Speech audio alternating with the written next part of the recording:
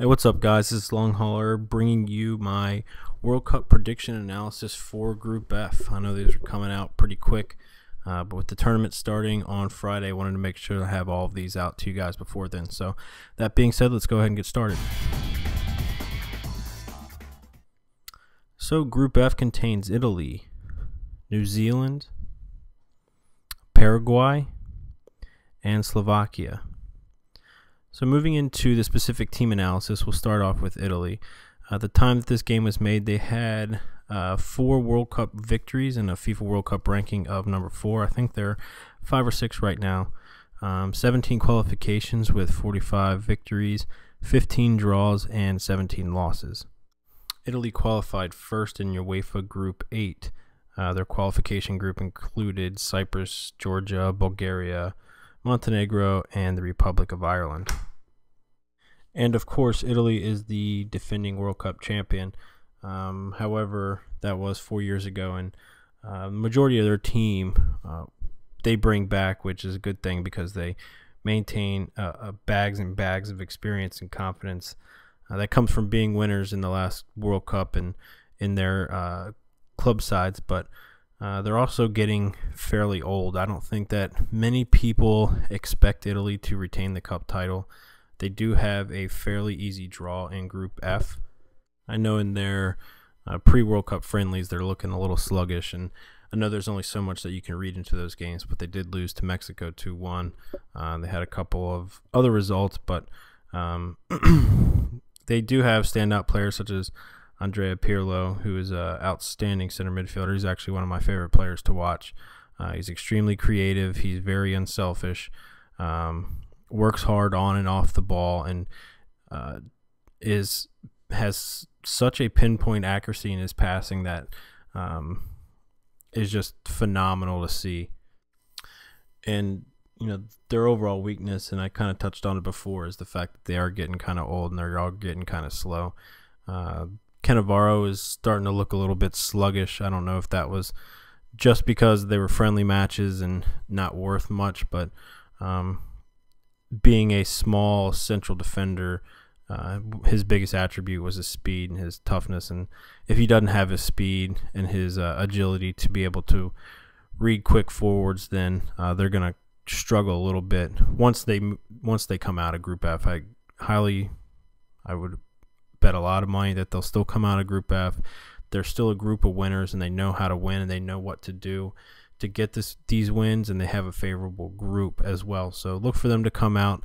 They'll struggle, I think, in the next couple rounds. So moving on to New Zealand, when this game was made, they had a FIFA World Cup rank of 82. This is only their second qualification, and they have yet to get a point in any of these group matches.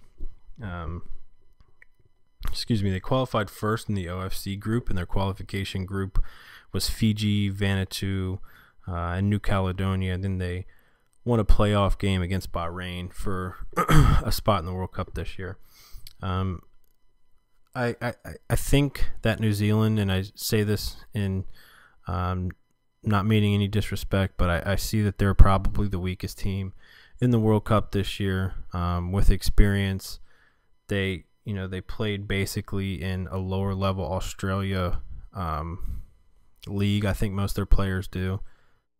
That being said, I think they're going to have a lot of trouble scoring goals.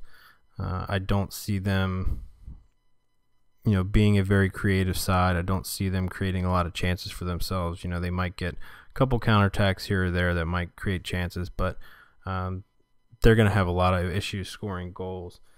I will say that through their qualification and that gutty 0-0 draw in Bahrain show that they can kind of figure out how to keep sides from scoring. So they're going to kind of be a very gritty team, sit back and play defensive and try not to make too many mistakes. Try to wait for their opponent to make a mistake and see if they can get something off the counterattack. But I just don't see anything. Ryan Nelson plays for Blackburn. He's on the New Zealand squad, but he's just one man, and I just don't see much out of New Zealand in this group. So look for them to fall to the bottom and not get a point again. Moving next to Paraguay, they had a FIFA World Cup ranking of 29. I think it's probably in the mid-20s now. They have 8 qualifications with 6 victories, 7 draws, and 9 defeats. They qualified 3rd in the CONMEBOL group. Their group consisted of Peru, Uruguay, Ecuador, Chile, Brazil, Bolivia, Argentina, Venezuela, Colombia.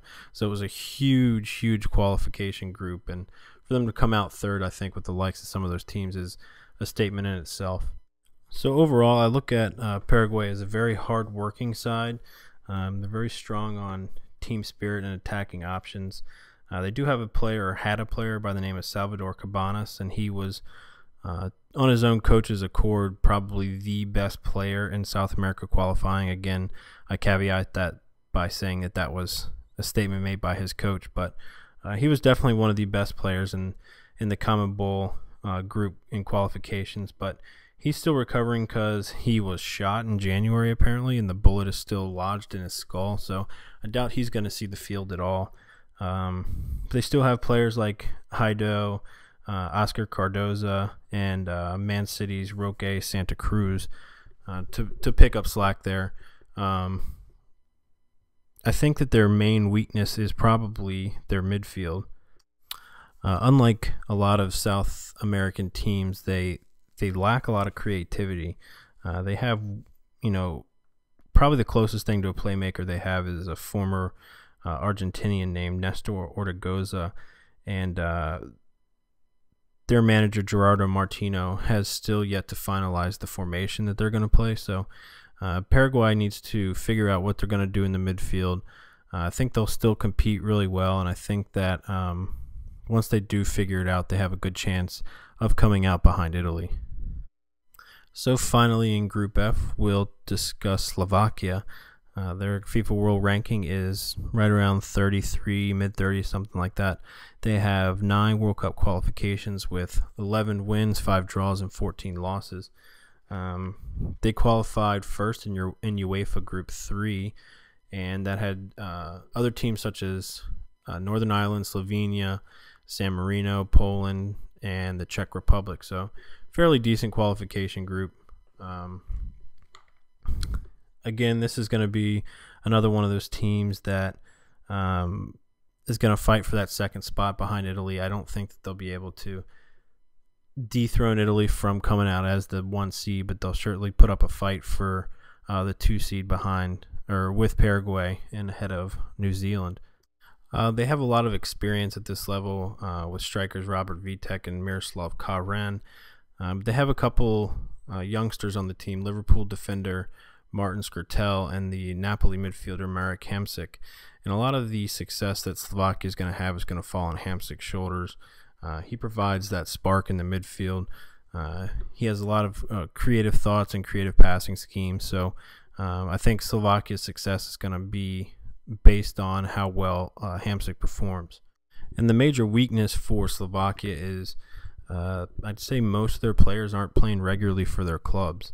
That's going to provide a lot of issues on the fitness side, as well as how well and how quickly they're reacting to certain situations. So I'm not quite sure how they're going to handle that. They do have a nice opening game against New Zealand, which will help them kind of ease their way into the flow of things. But Slovakia's biggest game, I think, in this group is going to be against Paraguay. And I think whoever comes out of that game with the victory will come out of the group as well, alongside of Italy.